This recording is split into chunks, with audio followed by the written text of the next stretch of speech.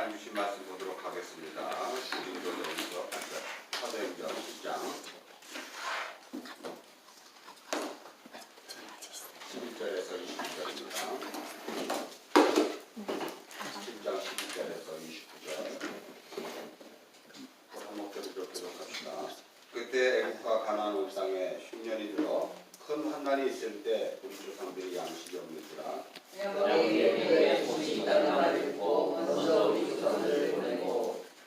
또 재차 보내매 요셉이 자기 형제들에게 알려지고 또 요셉의 친축이 바로에게 드러나게 되니라.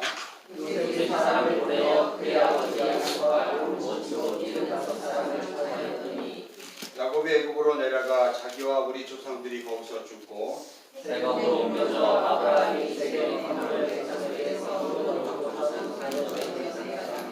하나님이 아브라함에게 약속하신 때가 가까움에 이스라엘 백성이 애굽에서 번성하여 많아졌더니 요셉을 알지 못하는 세겜이 애굽 왕에게 이르되 그가 우리 족속에게 교활한 방법을 써서 조상들을 괴롭게 하여 그 어린 아이들을 내버려 살지 못하게 하려 할때 그의 모세가 하는데 하나님 보시기에 아름다운지라 그의 아버지의 집에서 석달과 문이더니 어려진 후에 바로의 딸이 그를 데려다가 자기 아들로 기르매 모세가 애굽 사람의 모든 지혜를 들어 그의 발각하는 일을 이루어라. 나이가 40이 되매 그 형제 이스라엘 자손을 돌볼 생각이 나더니 한 사람이 원통한 일을 당함을 보고 원하여 앞에 앉아들려 원수가 애굽사람을 쳐주시니라. 그는 그의 형제들이 하나님께서 자기의 손을 통하여 구원해 주시는 것을 깨달으라고 생각하였으나 그들이 깨닫지 못하였더라. 이스라엘 사람들이 이사오에게 모세가 와서 나의 시키려 하여 이르되 너희는 형제에게 서로 행하느니 그 동물을 해치는 사람이 모세를 밀어뜨려 이르되 누가 너를 관리와 재판장으로 우리 위에 세웠느냐. 내가 어제는 애굽 사람을 죽인 것 같이 또 나를 죽이려 하느냐. 모세가 이 말 때문에 도주하여 미디안 땅에서 남배되어 거기서 나를 들으라. 아멘. 하나님 아버지, 오늘도 주님의 역사하심을 통해서 우리의 삶을 들여다보기를 원합니다. 나이나 되면 주님의 은혜인 것 늘 기억하며 오늘도 이 역사 가운데서 하나님의 살아계심을 늘 경험하는 우리 모든 직업을 다 되게 하여 주옵소서. 감사드리며 우리 주 예수 그리스도 이름 받들어 기도드렸사옵나이다.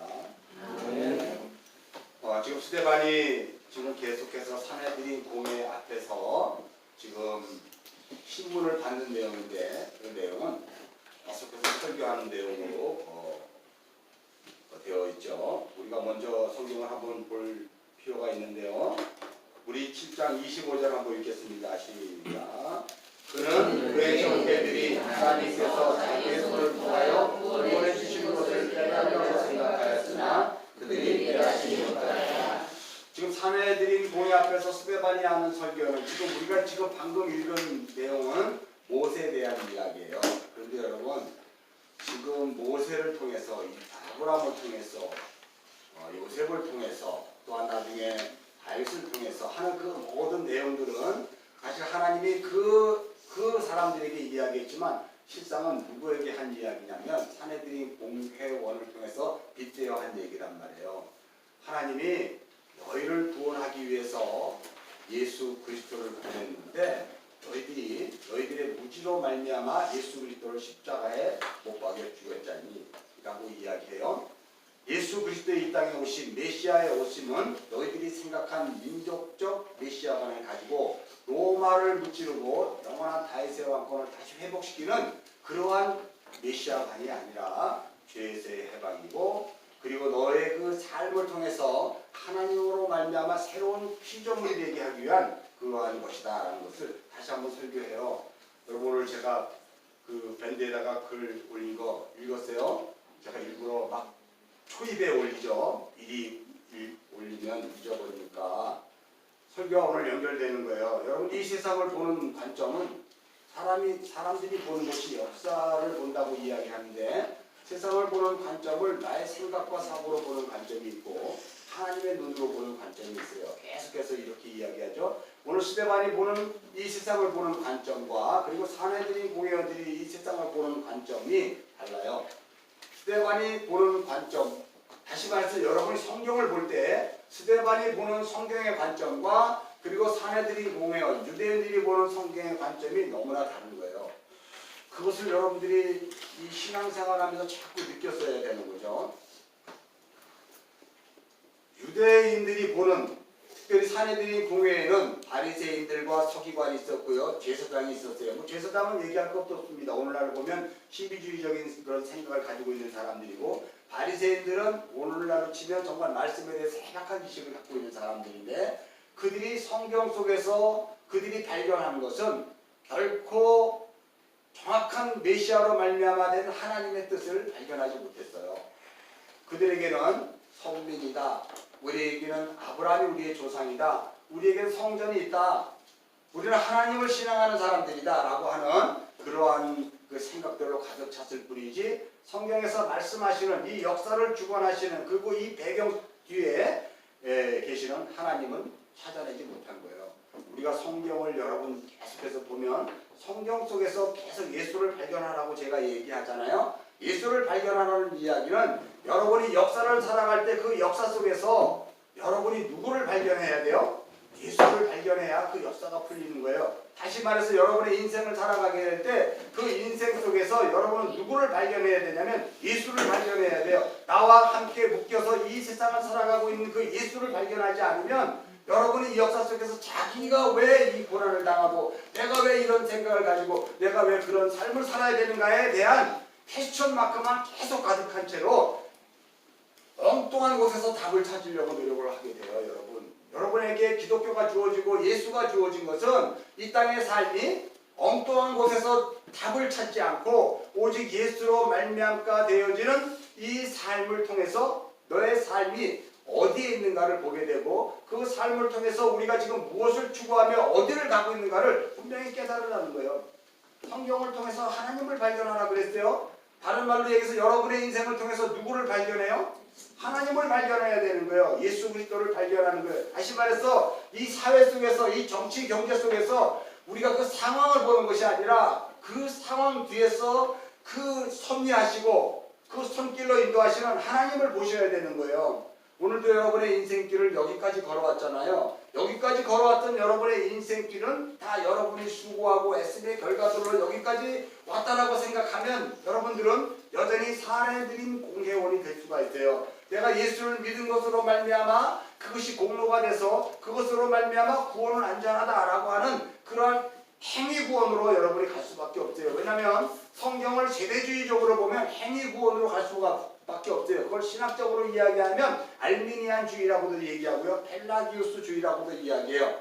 성경을 보면 아무리 하나님이시지만 그래도 인간을 통해서 역사하시지 않아요? 그러니까 인간의 협조를 받으셔서 하나님의 그 창조와 하나님의 구원을 만들어 가시는 거 맞지 않겠습니까? 왜냐하면 하나님은 오늘도 지금 나를 사용하시잖아요 라고 이야기했을 때 내가 주관이 되고 나를 사용하시는 하나님 내 뒤에 계시면 여러분이 알미니안주의자가 되고요, 펠라기우스주의자가 되고요, 세대주의자가 되는 거예요. 여러분, 그러나 중요한 것은 나를 앞세우고 뒤에 계신 그 하나님을 볼 때 내가 보는 것이 아니라 나를 통해서 하나님을 발견해야 되고 여러분의 인생을 통해서 하나님을 발견해야 되는 거예요. 스데반이 오늘 가슴을 치고 있어요. 스데반이 답답해서 사내들인 공회원들에게 이 설교를 하는 내용 중에 하나가 뭐냐면, 사내들인 공회원들이 스데반을 고발한 가장 중요한 내용은 율법과 성전에 대한 것이에요. 율법과 성전이 뭡니까? 하나님의 말씀, 그리고 여러분들이 목숨처럼 여겼던 교회, 예배당을 이야기하는 거예요. 그런데 스데반은 여러분들이 알다시피 히브리인이 아니에요. 스데반은 우리와 같은 이방인이에요. 물론 그의 뼈대는 그 히브리 족속일지는 모르지만 그는 어차피 예루살렘에 살지 않았고 외국에서 살다가 예루살렘에 왔던 사람이에요. 그래서 그가 부름받았을 때 헬라파 고아 가부들을 섬기는 자로서의 7명의 섬기는 자로 뽑혔잖아요. 그런데 그가 사도들과 계속 교제를 하고 그리고 구약의 율법을 묵상하면 묵상할수록 그가 다른 것을 발견한 거예요. 뭘 발견했을까요? 사도들이 성경을 보는 관점을 보고 그가 내가 여태까지 그 샴마이 학파나 아니면 실레 학파나 이런 데서 공부를 했던 내용과는 전혀 다른 것들을 사도들이 이야기하고 있다는 거예요. 똑같은 성경을 보는데, 똑같은 창세기를 보는데 어떻게 이들이 보는 관점과 사도들이 보는 관점이 다르지? 라고 하는 것에 좀 의아하게 생각했죠. 그 사도들과의 교제를 통해서 스데반은 이 복음이라는 것이 이게 아니고 이거였었구나 하는 것을 통해 드디어 건너가게 되었어요. 건너간다는 게 무슨 소리인지 알죠? 히브리라는 이야기, 이브리라고 이야기하는 것은 강을 건너온 자는 거예요. 건너가게 되는 거예요. 여러분들도 성경을 보고 세상을 살 때 여러분 속에 갇혀있고 그 안에 있으면 사내들인 공예원과 다를 바가 없어요. 그러나 여러분이 성경을 읽고 세상을 살면서 여러분들이 세상의 삶 가운데서 그 삶에서 뭔가를 해결하려고 복잡되고 절대적으로 그리스도 예수로 건너가지 않으려고 그러면 여러분은 신앙인이 아니에요. 그냥 종교인이에요. 그래서 우리는 항상 성경을 보게 되고 하나님을 삶 속에서 만나게 되면 항상 건너가게 돼요. 그것을 다른 말로 이야기하면 나그네라 그럽니다. 오늘 나그네와 이방인으로 거류민으로 살게 되었다는 거예요. 역사 속에서 세대주의적인 관점을 보면 아브라함은 갈대아 울에서 하란에서 가나안에서 애굽에서 다시 가나안에서 가나안조차에서도 여러 군데로 돌아다녔어요. 여러분, 그것이 여러분 세대주의적인 관점으로 우리들이 보는 역사관의 관점으로 하나님을 배제시킨 나의 역사관의 관점을 보면 아브라함은 왜 이렇게 이사를 많이 다닌 거요? 이렇게 이야기해요. 그러나 여러분, 아브라함이 이사를 다녔던 그 이사에 다닌 모든 지경들, 나그네와 같은 삶은요, 그의 인생이 바뀌어지는 가장 중요한 핵심이에요. 그가 재창조되는 과정 속에 있는 거죠. 하나의 삶을 통해서 하나의 삶으로 갈 때 새로운 문화와 환경을 적응하게 되고, 거기에서 그는 왜 하나님이 그곳에 보내졌는지를 깨닫게 되자 그의 마음이 다시 한번 또 열매를 맺게 되고 영으로 가게 되죠. 또 그것이 영으로 가게 되면 또 다른 지역으로 가서 그런 또 생소한 것들을 보게 되고 생소한 것들을 경험하게 돼요.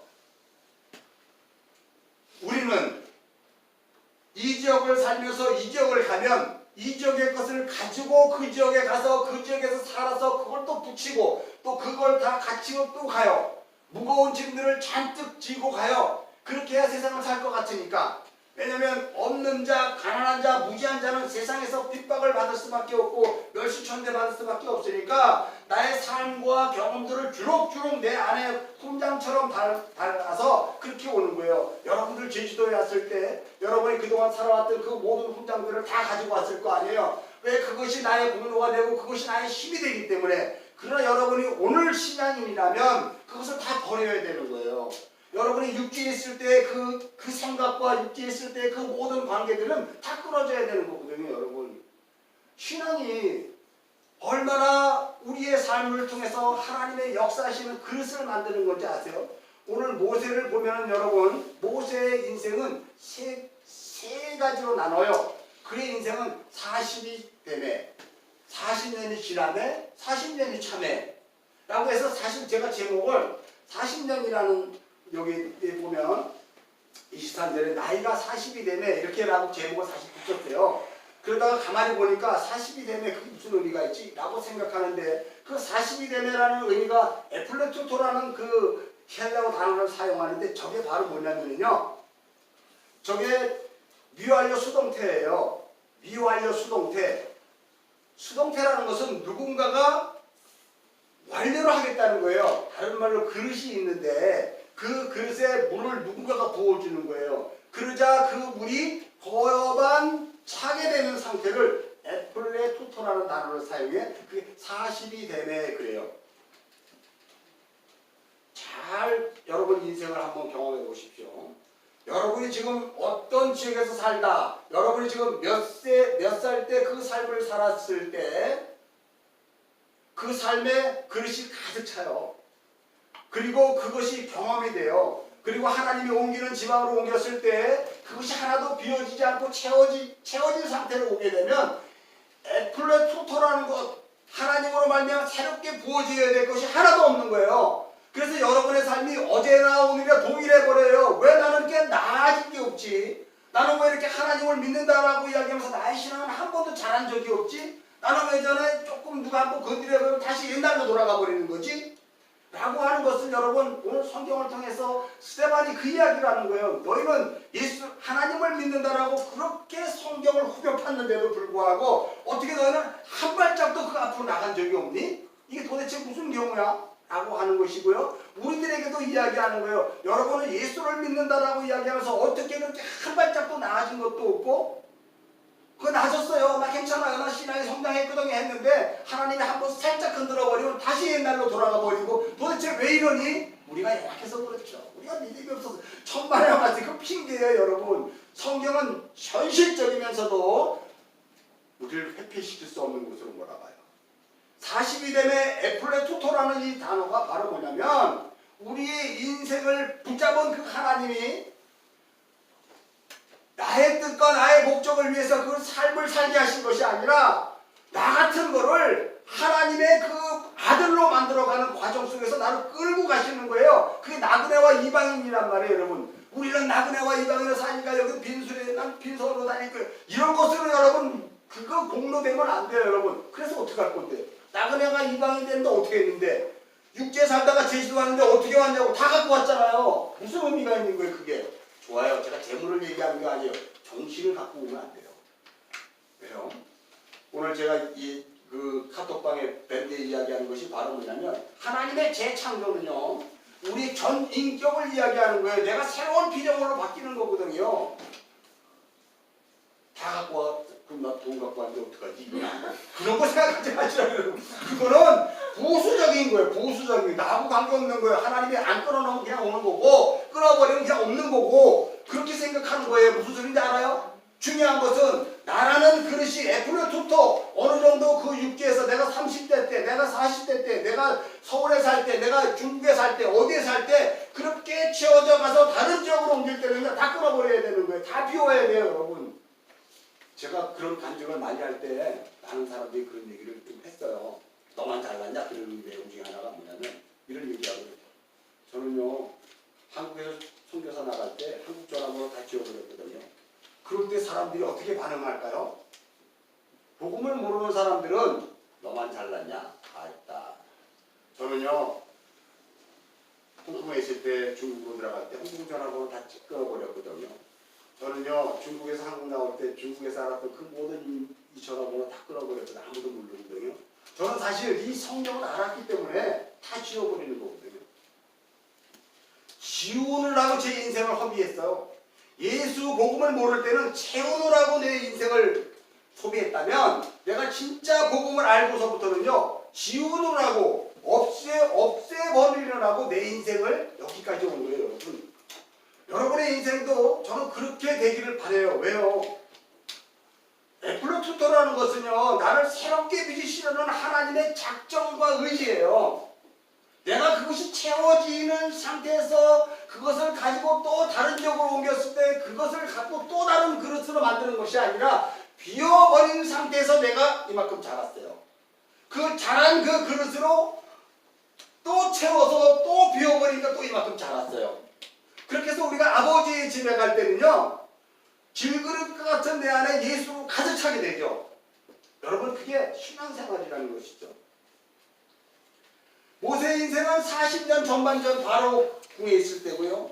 그리고 그게 때가 참에 그 그릇이 하나님이 다 부어지자 하나님이 어떠한 그 상황과 사건을 통해서 모세를 광야로 보내버리고 광야에서 그 나이가 80살이 돼서 그 때가 에플레토토 다 차게 되자 그를 또 다시 애굽으로 보내버리고 그리고 자기 백성들을 구원하는 그런 역할로 사용했던 것처럼 저와 여러분에게 인생에서도 그 인생의 고비고비마다 하나님의 만지심과 하나님의 역사심이 있었다고 고백했잖아요. 여러분이 마치 내 뼈마디가 관절로 연결되어 있는 것 같이 그 인생의 고비고비마다 하나님이 나를 잡아 흔드시고 이끌어 가시는 것을 나는 경험했어요. 고백되어지는 그 삶 속에서 그 고백이 여러분 안에 충만하잖아요. 그게 에플레토토예요. 그것을 통해서 나는 하나님이 나의 그것으로 말미암아 비워내고 다른 것을 채우시려고 하는 이 모든 인생의 관점 가운데 나는 놓여집니다라고 이야기할 때 오늘 하루와 내일 하루가 또 비워지고 또 비워지고 채워지는 거지. 오늘과 내일이 채워진 상태에서 계속 또 가는 것이 아니라는 것도 여러분 생각해 보세요.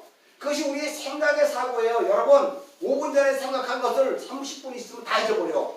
그 잊어버리는 게 맞아요. 그거 안 잊어버리려고 다 기억하고 있으면 머리 무겁고 나중에 오히려 더 힘들어요. 잊어버리고 또 하나님이 생각을 부어주면 또 채워놓고 또 그렇게 또 살고, 이게 우리의 인생이죠.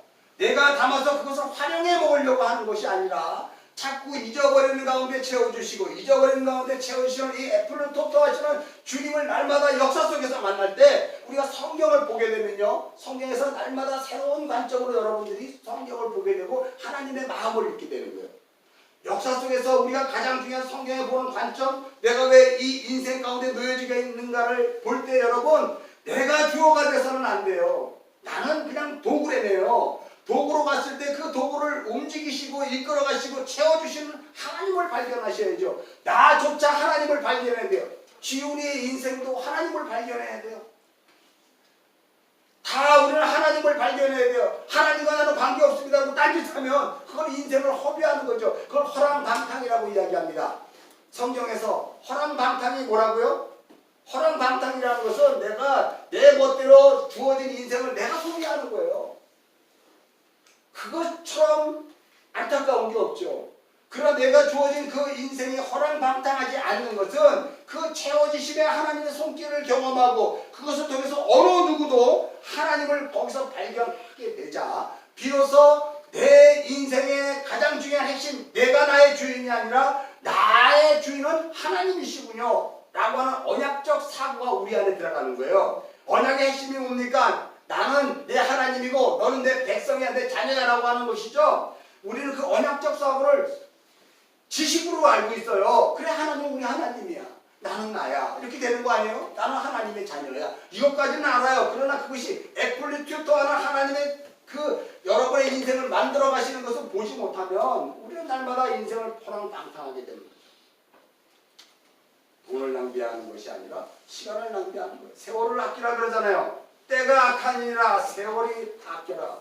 때가 악한다는 것은요, 여러분 무슨 뭐 지금 시대가 이렇게 막 엉망진창이가 아니라 때라는 것이 바로 뭐냐면 이 크로노스를 이야기해요. 여러분이 놓여있는 이 역사 때, 이 역사의 이 시간은 항상 악한 거예요. 죄덩어리란 말이에요. 여기에서 무슨 선한 걸 볼 수가 있어요. 이 크로노스의 때가, 이 악한 때에 하나님의 카이로스의 시간이 딱 들어갈 때가 40이 되네. 오늘 성경에 보면 애플로투토, 여러분의 인생에 되면 인생 고비고비 마다마다 마디마다 그렇게 돼가는 것을 여러분 이해하셔야 돼요. 그래서 스데반이 지금 이야기하는 것과 여러분이 성경을 통해서 보는 그 관점은 이것을 지식으로 가져가는 것이 아니에요. 이건 지식으로 가져갈 수가 있는 것이 아니라 나를 향하신 하나님의 손길로 가져가셔야 돼요. 모든 것 하나하나가 나를 향한 하나님의 손길로 가셔야 돼요. 그러면 여러분 후회도 없고, 그리고 여러분 그 애씀을 통해서 낭망하지 않아요. 항상 하나님의 손길을 경험하게 되면 뭐냐면 채워지는 걸로 가는 거야. 채워지는 거. 근데 우리는 왜 날마다 채워짐을 경험하지 못하죠? 당연하지 않습니까? 여기서 채웠던 것이 비워지지 않는 상태에서 왔으니 하나님이 부어주는 것을 받으려고 하지 않죠. 나 됐어요, 주님. 나 됐어요. 괜찮아요, 나 이제 됐어요. 안 채워도 돼요. 나 이거 갖고 충분해요. 여러분 그게 뭐예요? 그게 바리새인들이고요. 사두개인들은 뭔지 알아요? 채워놨는데도 계속 채워달라는 거야. 사두개인들은 계속 채워. 탐심이잖아요. 이 사두개인과 바리새인들을 주님이 계속해서 이렇게 그들을 이야기하면서 그 설정을 한 이유는 우리 안에 그 두 마음이 있기 때문에 그래요. 우리 안에. 스데반을 통해서 제가 성경을 이렇게 풀어줘요. 성경을 풀어주면 늘 제가 조심스러운 것 중에 하나가 바로 뭐냐면요, 여러분이 이걸 지식으로 가져가서 결코 하나님이 원하시는 그 인생, 나라는 존재가 성장하거나 자라거나 그래서 외부의 어떤 압력을 통해서도 것들이 이겨낼 수 있는 그런 능력이 돼야 되는데 그런 것이 하나도 없는 그러한 신앙이 될까봐 제가 늘 두려워요. 사실 어떻게 보면 여기에 보면 우리 성경을 한번 찾아봅시다. 7장 11절 한번 읽겠습니다. 시작. 그때 애국과 가나안 온 땅에 승리를 이루어 큰 환난이 있을 때 우리 조상들이 양식이 없었다. 여러분 여기 큰 환난이라는 헬라어 단어가 툴립시스라는 단어를 사용해요. 툴립시스. 이건 뭐냐면 외부적으로부터 오는 큰 압력. 쉽게 얘기해서 깡통이 하나 있는데 5톤짜리 프레스로 꽉 눌러버리는 거예요. 깡통은 누구예요? 난데 나를 5톤 압력으로 꽉 눌러버리는 그 깡통이 어떻게 해요? 짜부러지잖아요. 그러면 짜부러진 내가 그걸 어떻게 해서든 하나님의 그거를 담기 위해서 피려고 하는 것이 아니라 그거 피시는 분도 하나님이에요. 자, 이 큰 환난 툴립시스 내가 짜부러져서 아예 납작한 오징어처럼 되는 거잖아요. 그게 애플로 투토하기 위해서는 하나님의 역사하심이라는 걸 여러분 아세요? 그렇게 짜부러져서 다 비워져서 다시 하나님이 만들어 가실 때 그리고 또 큰 환난으로 싹 짜부러지게 만들고 또 다시 피고 그것이 우리 인생마다 계속해서 있는 거예요. 스데반의 설교가 가장 중요한 핵심은 바로 뭐냐면 이걸 지식으로 가져가는 유대인들에게 그것은 지식이 아니다. 살아서 역사하시는 아브라함을 통해서 요셉을 통해서 모세를 통해서 살아계셨던 그리고 그들의 삶에 역사하셨던 하나님을 보라 이런 뜻이에요. 여러분 우리의 인생에서 하나님을 보라고 맨날 이야기하는데 그럼 하나님을 어떻게 봐요? 기도하면 되나요? 성경을 읽는 것이 하나님을 보는 거예요. 여러분 기도하는 것도 하나님 보는 거 아니고 성경을 읽는 것도 하나님 보는 것이 아니에요. 그것이 사두개인과 바리새인과 같은 기도하는 것과 그들의 생각과 사고로 성경을 보는 것은 결코 성경을 본 적이 없는 거예요. 여러분 우리는 어디에 와 있어요? 여태까지 여러분들이 신앙생활할 때 사두개인과 바리새인들을 싫어하면서 그들이 했던 신앙행활을 그대로 갔잖아요. 그것이 우리의 가장 큰 문제거든요. 왜요? 아무리 툴립시스가 와서 나를 외부적인 압력으로 딱 집어넣어주게 되면 우리는 그때 기도하기 시작해요. 이 환난에서 이겨달라 그러는 거죠. 여러분 이제는 그런 게 기도가 될 수가 없어요. 왜요? 하나님이 그렇게 하시는 거예요. 나를 비워내기 위해서 그리고 또 새로운 것으로 만들어내기 위한 하나의 과정이란 말이에요. 건너뛰기 위한 과정이란 말이에요. 그런 여러분의 인생에 건너뛰기 위한 과정이 수도 없이 있었어요. 그런데 오늘 여러분하고 들여다보자니까요. 나는 그러면 얼마나 성장해 있나? 나는 지금 얼마나 그 세상을 향해서 든든한 그런 믿음의 소유자인가? 나는 정말 이 상황 속에서 어떤 상황에서도 하나님을 바라보며 내 자체가 하나님이야 라고 하는 마음으로 가득히 들어있는가? 그가 아니라면 여러분은 허랑방탕한 인생을 산 거예요. 허랑방탕한 인생이 뭔지 알죠? 시간을 낭비한 거예요. 다른 것으로 시간을 낭비한 거예요. 인생이 먹고 살아야 되고요. 기쁨도 즐거움도 해야죠. 여러분 그것은 하나님이 담아주시는 것의 기쁨과 즐거움이에요. 요셉의 인생을 보면 요셉이 그 형들의 핍박으로 말미암아 웅덩이에 떨어져지고 그리고 또 거기서 끌어올려져서 애굽의 노예로 팔게 되고 그리고 그 보디발 아내에 의해서 정말 도망을 가서 감옥에 끌려가게 되고 그 모든 여정들을 보면 그게 툴립시스예요. 큰 환난이에요. 그 인생의 구비구비마다 하나님이 그 요셉을 납작 깡통으로 만들어 버렸어요. 그리고 애굽으로 갔을 예를 들어서 애굽으로 가든 감옥에 가든 바로의 집에 가든 다시 입혀서 그 그릇에 물을 담기 시작하는 거예요. 역사를 담는 거예요. 인생을 담는 거예요. 그렇게 인생을 닮을 때마다 야곱은 계속해서 납작깡통이 되어버린 거예요. 인생을 살아가면서. 그때 그 납작깡통의 완성의 단위가 애굽의 총리가 되고 애굽의 총리가 되는 것까지도 끝이 아니에요. 거기서 또 짜부러지자 그가 비로소 이스라엘을 구원하는 예수의 역할을 감당하게 되잖아요. 우리에게 뭐가 담길까를 한번 봅시다. 나는 여태까지 인생을 살았으면서 무엇을 담기려고 노력을 했어요? 세상의 성공 아니겠습니까? 내가 왜 예수를 믿어요? 세상의 성공이죠. 내가 왜 신앙을 해요? 어차피 한 번 태어난 인생은 죽는 거라며 죽고 난 다음에 심판이 있다며 말씀에 그렇게 돼 있대요. 그러니까 어차피 예수 믿어서 심판받지 말고 구원받아 이런 걸로 가면 다 심판이에요. 여러분 나는 뭐 모른다는 거예요. 마태복음 10장 21절에 여러분 우리는 생각을 가지고 구원으로 가는 게 아니에요. 생각을 가지고 천국으로 가는 게 아니에요. 내 자체가 삶이 내 몸뚱아리가 내 정신과 내 영혼이 그렇게 만들어가는 거예요. 이 역사 속에서 하나님의 창조가 태초에 하나님 천지를 창조했습니다 하고 성경을 딱 비춰주니까 하나님을 창조했대. 그리고 아담이 선악과 이걸 따먹었대. 그러니까 나는 제3자 입장에서 왜 선악과를 따먹게 해가지고 말이야 나에게 이 고통이 오게 되는 거야? 이게 뭐야? 라고 하는 시츄에이션을 가지고 여러분들이 자꾸 그렇게 보면 그것은 성경을 하나도 못 보는 것이고 하나님을 발견할 수도 없는 것이고 여러분이 하나님을 계속해서 종으로 부리는 거잖아요. 그렇게 하신 이유가 뭘까? 왜 하나님이 오늘 아브라함에서 이야기했을 때 창세기 15장에서 먼저 하늘의 별을 봐라 라고 이야기했을 때 아브라함이 정말 별이 많네요 라고 하는 것을 통해서 내 자손이 하늘의 별과 바다의 별 모래처럼 많게 될 것이라는 것을 깨닫게 됐다는 말이에요. 그것을 하나님이 의로 여기셨다 그래요. 창세기 15장에. 그래서 이심칭의가 지어주다 아브라함이 구원을 받았어요. 그리고 나서 17장에 오면 할례를 해야 되잖아요, 여러분. 그러면 할례를 하는 것이 구원을 위한 것입니까? 구원은 이미 받았잖아요. 그리고 할례를 했잖아요. 왜 창세기 17장에 할례를 하라 그랬을까요? 지난 시간에 설교의 핵심 내용이 뭐예요? 16장에 아브라함이 자기 힘으로 이스마엘을 만들었단 말이에요. 그러니 그 이스마엘을 하나님이 받으시는 게 아니니까 어떻게 해요? 할례라는 것은 뭐냐면 죽이옵소 그랬는 거예요. 내 표피를 잘랐다는 얘기는 내가 죽고 내가 주님으로 채워지는 것으로 다시 산다는 거예요. 애플로 조토하게 되는 이야기예요, 여러분. 하나님으로 나라는 깡통이 찌부러서 새로운 깡통으로 다시 채워지는 거예요. 그게 할례거든요. 내 힘을 빼는 거예요. 내가 의지했던 것이 다 잘라져 버리는 거예요. 그래서 아브라함에게 이스마엘을 잘라버리라는 거예요. 그리고 할례를 하자. 그리고 나서 이삭을 주는 거예요. 이삭을.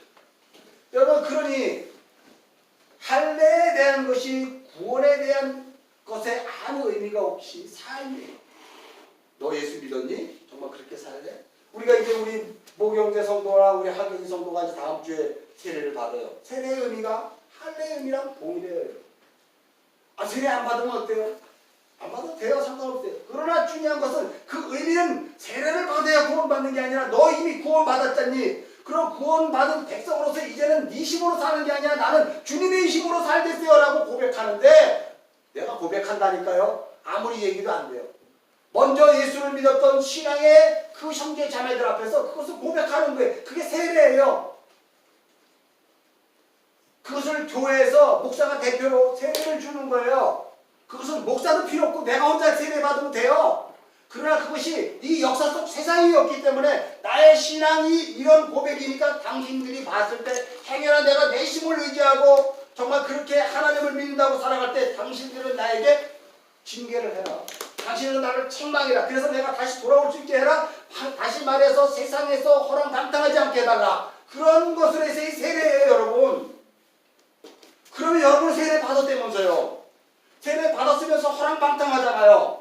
나를 위한 것으로 인생을 허비하잖아요. 하나님을 믿는다라고 이야기하면서 딜리투스 그 나라는 깡통을 찌그러뜨릴 때 여러분들은 공부했잖아요. 기도했잖아요. 어떻게 해서든지 이 상황을 우리가 5톤짜리로 눌러 하나님이 누르면 나는 내 깡통이라는 것은 8톤이 돼가지고 꼼짝않게 있게 되는 거예요. 그러면 여러분 감사하다 그래서 하나님 감사해요. 나를 이 환난 가운데 이겨내게 하셨네. 그럼 여러분 그게 불신앙이라는 것을 왜 이렇게 모르는지 몰라요?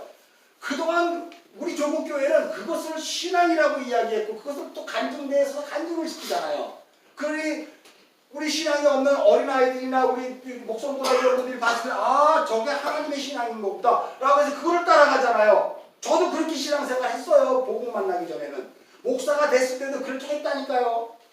근데 저도 그 줄립시스라는 깡통의 찌그러짐을 당하고 나서 복음을 제대로 알자 성경이 보이게 된 거예요. 스테반이 돼버린 거예요. 이게 아닌데. 여러분이 그런 가정 속에 있는 거예요. 그래서 할례나 세례는 그런 것으로 말미암아 나는 이미 죽었어요. 물속에 들어갔다는 얘기 죽었다는 거 아니에요? 그래 누군가 건져내셨단 말이에요. 미완료 수동태 누가 건졌어요? 그리스도 예수가 건져낸 거예요. 나를 사망의 권세에서 끌려 이 세상 속에서 여전히 내 것을 탐하며 여전히 마귀의 종로를 타며 살아갔던 내가 예수로 말미암아 내가 물속에 빠져 죽고 고린도전서 10장 4절에 모세를 통해서 그들이 홍해를 건너온 것 같이 예수의 품에서 내가 물속에 빠져 죽고 그리고 내가 다시 부활하잖아요. 여러분 부활이 뭐예요? 여러분이 부활체로 살아가는 거죠? 전혀 부활은 죽어서 가는 게 아니에요. 여러분의 인생이 날마다 부활하는 거잖아요. 날마다 애플레 토토하신 주님으로 말미암아 새로운 깡통으로 새로운 그릇으로 여러분이 자꾸 만들어져 가는 게 부활이에요. 우리가 자꾸 세대주의적인 생각으로 문자적으로 성경을 보면 부활은 죽은 다음에 가는 거라고 그러죠. 아니 그럼 무슨 그러니까 우리가 자꾸 이신론을 따지게 되고 자꾸 이단화되는 신앙인으로 가는 거예요. 복음이 뭔지도 모르고. 그러다 보니까 우리는 날마다 그 삶이 그렇고 그 삶이 그렇고 아유 저 사람이 장로인데 왜 저렇게 생활하래? 저 사람 목사라면서 어떻게 저런 식으로 살아? 가가 되는 거예요 여러분. 그 비판한 나도 그 삶의 실제를 직시하지 못했고 뜻을 모르기 때문에 그 입을 벌릴 수밖에 없는 거예요. 나도 그런 존재라는 것을 하나님이 드러내는 거 아니에요? 그래서 여러분 신앙이 공동체로 가져가고 이런 것들을 보는 것은 하나님이 우리의 삶을 서로 견디게 하고 서로 이끌어가게 하며 그 삶을 통해서 하나님이 어떻게 역사하시는가를 보면서 내가 위로가 되는 것이고 내가 힘이 되는 것이고 그래서 내가 아직은 끝이 아니구나. 내가 갈 만한 힘이 있는가. 왜요? 하나님이 나를 아직도 잡고 계시다면. 이런 것들을 우리가 신앙으로 배우게 됩니다. 외부적인 압력이 우리를 새롭게 빚으시려는 하나님의 창조의 전장이라는 것을 여러분 아셔야 돼요. 성경은 창세기에서 하나님이 여섯째 날 인간을 창조했다 그래서 그게 우리예요. 그런데 그 우리는 창세기 3장의 죄로 말미암아 하나님의 원형이 타락해버렸어요. 우리는 찌그러진 형상을 가진 모습으로 이 역사 속 삶을 살아요. 그렇게 이 세상을 왔어요. 우리 지성이가 아무리 저렇게 이쁜 모습으로 갔지만 지성이는 원래 하나님이 창조한 원형이 아니에요. 지성이는 앞으로 그 인생을 살면서 하나님이 창조한 그 원형으로 지음받아 가야 되는 거예요. 그래서 우리가 신앙이 필요한 거예요. 그래서 신앙이라는 건 길이에요. 길. 하나님이 깔아준 그 길. 하나님이 함께 하겠다는 그 길. 거기서 다른 길로 가는 것을 허랑방탕이라 그래요. 그 길로 가요. 어디요? 종말을 향해 가잖아요. 종말이 가야 그 종말을 통과해야 그 종말 앞에 뭐가 있단 말이에요? 십자가가 있단 말이에요. 그 십자가에 내가 묶여야 그리고 내가 새롭게 다시 지음받는 그런 놀라운 사람으로 역사 속을 살아가요. 여러분이 주의를 한번 보란 말이에요. 정말 예수를 믿는 십자가를 통과 그리고 십자가에 묶인 자신의 자아를 들고 좌절하며 그래서 주님을 정말 오늘도 부르짖으며 나는 나의 이전의 삶이 아니라 이제 새로운 그 피조물로 살아가는 것이 얼마나 기쁜지 몰라요. 신앙 고백으로 살아가는 사람이 얼마나 되는가? 얼마나 되는가? 주님이 이야기해요. 누가복음에 보면 어떤 과부가 재판장에게 이거 좀 들어주세요. 막 탄원해. 아이고 제가 먹으라 그러니까 내가 들어줘야 되겠다. 하는 그 내용 끝에 뭐라고 이야기하는지 아세요? 마지막 절에 인자가 올 때 믿음이 있는 자를 볼 수 있을까 보냐 이렇게 인자가 올 때 재림할 때 과연 이 세상에 제대로 신앙생활하고 있는 사람이 있을까? 알레고스라는 단어를 사용할 때는요 아무도 없다. 아무도 없다. 주님이 재림하시게 되면요 예수 믿는 사람 하나도 없고요. 그래서 심판이에요. 지금은 있으니까 주님 재림 아직 안 하시는 거예요. 그럼 주님 빨리 재림해서 어차피 없애버리고 나는 천국 가야 되겠네. 그럼 어떻게 믿어요? 어떻게 믿냐? 나는 아직도 공사 중인데 어떻게 믿냐? 그래 주님 안 오실 때 여러분이 이 성경을 통해서 복음을 확실히 알고 내가 정말 내 자체가 그리스도의 거룩한 신부로 지어져 가는 것이 이 역사 속에서 놓여지는 재천조 과정이에요. 나라는 존재가 자꾸 새로운 피조물로 바뀌어져 가는 거예요. 한번 믿으면 구원받았으니까 새로운 피조물 안 바뀌고 구원받았기 때문에 이제 할례를 통해서 잘라지고 그리고 하나님이 원하시는 그 믿음의 소유를 가지고 내가 그렇게 가나안 땅이고 그리고 내가 애국국이고 그렇게 내가 갈대아 오르고 그렇게 돌아다니는 거예요. 그러면서 내가 만들어져 가는 거잖아요. 여러분의 인생을 딱 이제 죽을 때 딱 죽는 그 순간 여러분이 뭘 봐야 돼요? 내가 그리스도 예수로 만들어지는 나를 볼 수가 있어야 돼요. 예전엔 지금도 볼 수 있죠. 예전에 나는 이런 상황이라면 이렇게 생각 안 했어. 이런 상황이면 난 이렇게 반응했었어. 근데 나는 지금 이렇게 반응하고 있잖아. 난 이렇게 생각하고 있잖아. 이게 뭐예요? 여러분이 그렇게 지금 예수로 자꾸 창조되는 거예요. 새롭게 창조되는 거예요. 그렇게 새롭게 창조되는 여러분들이 주일날마다 모여서 그 하나님의 말씀으로 또 다시 한번 점검하고 그리고 그 말씀을 통해서 내가 새롭게 빚어지고 그래서 하나님이 아니시면 나는 이 역사 속에서 주송장입니다라는 것을 고백하는 자로 해서 오늘 예배지 하나님의 말씀을 잘 듣고 성경을 잘 읽으면 내가 다음 주에는 축복받아갖고 잘 먹고 잘 살 거고 그리고 시험을 보는데 내 공부 하나도 안 해도 기도만 딱 하면 정답을 딱 가르쳐서 탁 지금 100점 이렇게 하면 그거 아니라는 거예요, 여러분. 100점 다 빵점이에요. 제가 중국에 갔을 때 너무 그때 성령 충만했어요. 막 방언을 뭐 지붕이 막 떠나가는 정도로 하고 나 혼자 기도 다 했어요. 그냥. 그리고 보충은 막 그냥 다 이런 병고 치고요. 제가 또 욕을 잘해요. 딱 얘기하면 그냥 바로 어떻게 알았어요, 나를. 나 과거를 어떻게 알았어요. 내 인생이 이렇게 돼. 저 이걸 했어요, 신비주의. 근데 지나고 보니까 그게 사탄의 역사예요. 그때는요, 말씀이 몰랐기 때문에 그런 데로 간 거예요. 그쪽으로 간 거예요. 그렇게 가야 세상 속에서의 하나님의 임재함을 경험할 수 있으니까. 그렇게 가야. 그런데 지나고 보니까 제가 몇 번의 애플로 투토를 경험하다 보니까 그게 아닌 것 같아요. 말씀 속에서 그 원어에 담겨있는 진리를 통해서 내 삶이 어떻게 드러나게 되고 그리고 여러분들에게 그것을 자신있게 얘기해 줄 수가 있는 거예요. 교회는 학교가 아니에요. 대학교 강단이 아니에요.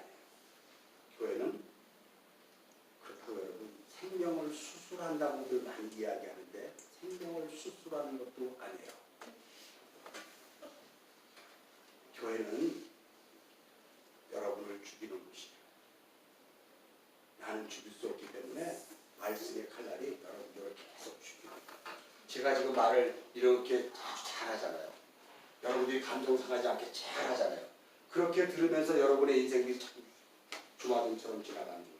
파노라마처럼 지나가는 거예요. 그때 나는 이런 생각을 가지고 있었지. 그래서 이렇게 했지. 지금 나는 이런 생각을 가지고 이렇게 하려고 하고 있지. 하는 것들이 자꾸 내 안에서 파노라마처럼 뒤져지자 하나님의 손에 붙들린 스테반 그리고 내가 되는 거예요. 그게 애플리 트루트. 모세 인생이 40년을 나아진 것처럼 여러분의 인생도 그 구비구비마다 나눠졌어요. 분초를 다투며 나눠져요. 욥기에서 지난번에 봤잖아요. 하나님은 분초를 다투고 신생길 동안도 나를 가만히 내버려 두지 않으시고 뭐 하신다? 차고 끄신다는 거예요. 하나님이. 그게 우리 하나님이에요.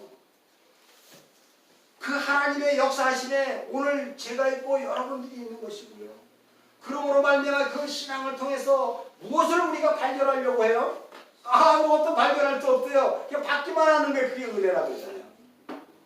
받기만 하는 게 은혜예요. 요셉이 그렇게 고난을 통해서 들릴 수 있을 큰 환난을 받았지만 결국 성경을 뭐라고 그러냐면 요셉이 하나님과 함께함으로 라고 이야기하는 것을 끝이에요. 범사에 하나님이 함께함으로예요. 여러분이 성경 구절을 오해하는 것 중에 하나를 제가 한번 찾아드릴게요. 요한 3서로 가봅시다.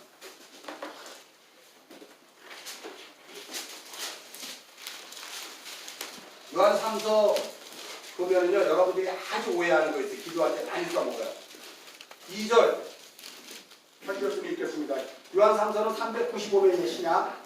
자, 2절 시작. 사랑하는 자여 내 영혼이 잘 되는 것 같이 내가 범사에 잘 되고 강건하기를 내가 강건하다. 여러분 이 구절을 어떻게 읽었어요?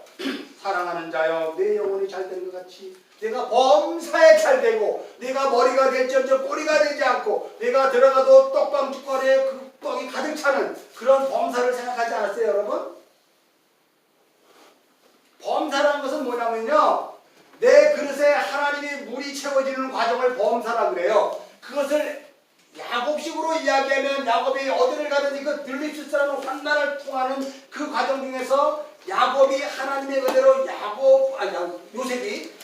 요셉으로 만들어지는 과정이에요. 그게 범사예요. 여러분의 인생이 범사거든요. 그것은 다른 말로 여러분의 인생이라 그래요. 여러분의 인생이 사랑하는 자여 내 영혼이 잘된 것 같은 것은 바로 뭐예요? 여러분의 영혼이 그리스도 예수로 말미암아 완성되는 자로 가려면 그것이 동원된 것이 여러분의 인생이에요. 그걸 범사라 그래요. 그 범사에 하나님의 손길이 만들어진단 말이에요. 무슨 소리인지 알죠? 그것이 우리의 신앙이라니까요. 근데 우리는 여태까지 이 범사를 어떻게 알았어요? 세상에서는 축복받아 잘 먹고 잘 사는 걸로 알았잖아요. 그렇게 해야 예수 잘 믿는 걸로 드러나는 줄 알았잖아요. 안 그렇단 말이에요. 이 범사는 요셉이 애국의 총리가 돼서 그 이스라엘을 구원했던 것 같이 내가 그 범사 안에 놓여지게 되면 나의 뜻이 이루어지는 것이 아니라 나를 통한 하나님의 뜻이 이루어지는 게 범사예요. 그럼 여러분 나의 뜻이 이루어지는 것에 종착역에 누가 있어요? 내가 있잖아요. 그러나 예수의 뜻이 이루어지면 종착역에 나는 없고 예수만 남잖아요. 그 나는 없고 예수만 남기 위한 그 과정이 범사란 말이에요. 여러분의 인생길이란 말이에요.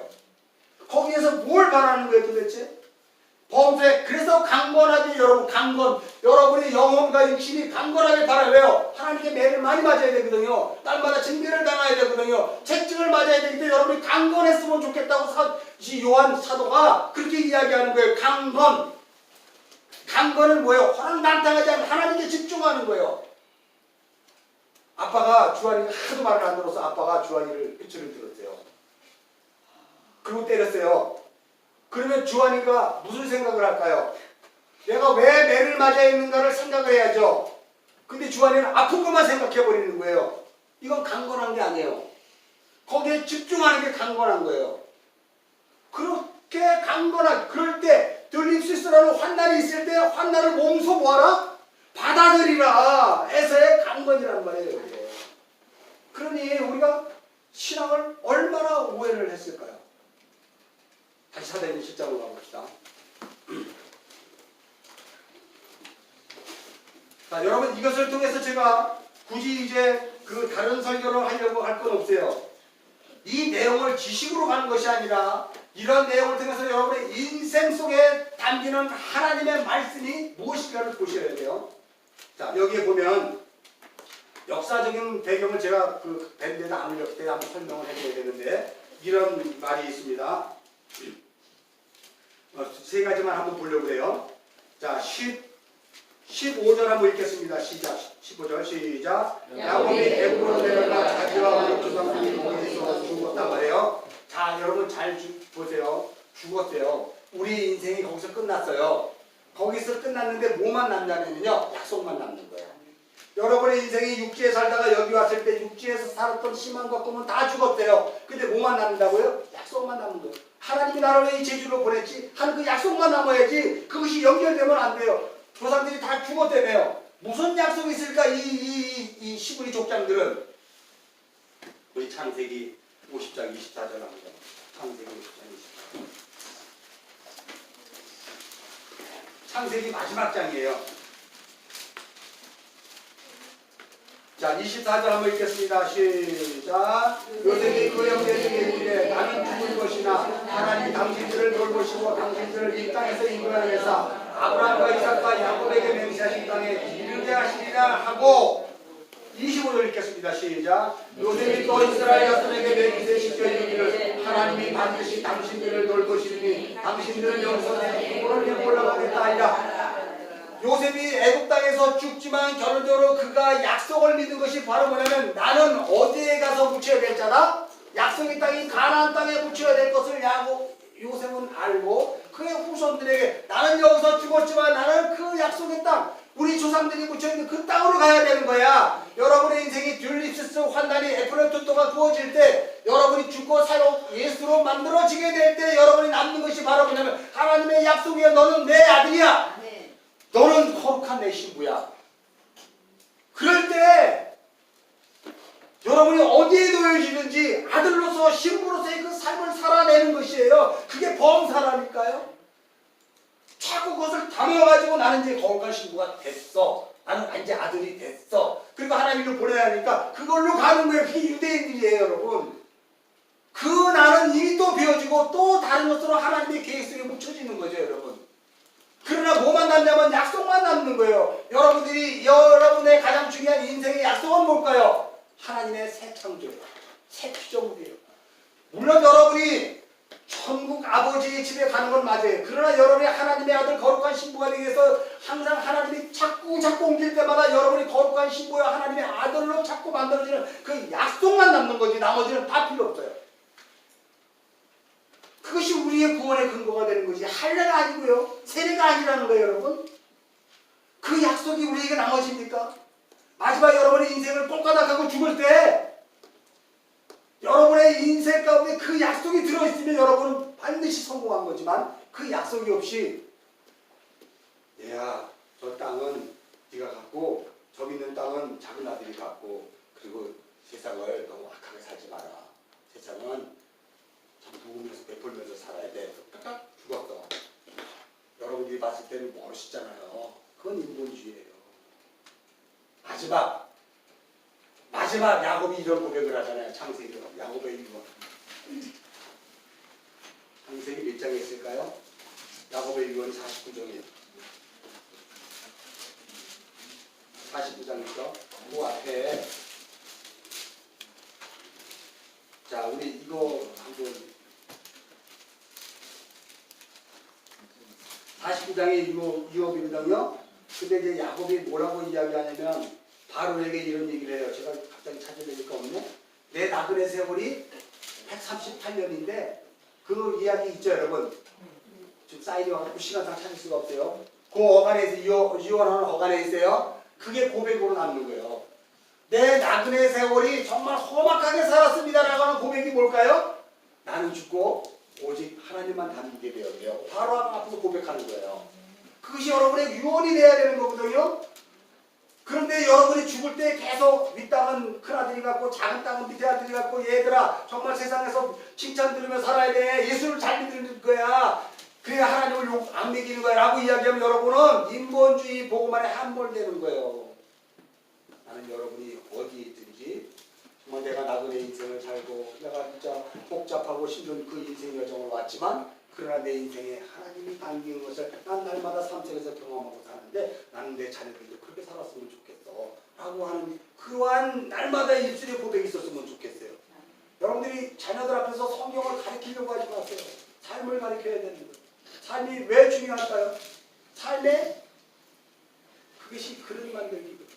그릇 만들기. 제가 여러분 수요 예배 때 왜 오랫동안 강의를 할까요? 여러분의 그릇을 만드는 거예요.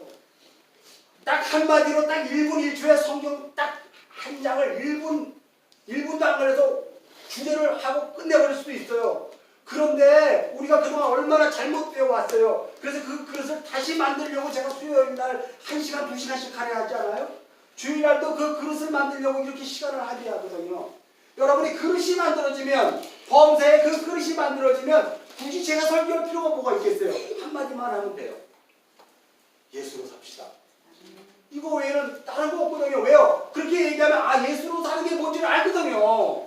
근데 여러분 제가 여러분은 죽고 예수로 살아야 되는 건 거부가 아니죠. 내가 왜 예수로 나는 뭐지 그러면 이렇게 돼버리는 문제가 크거든요.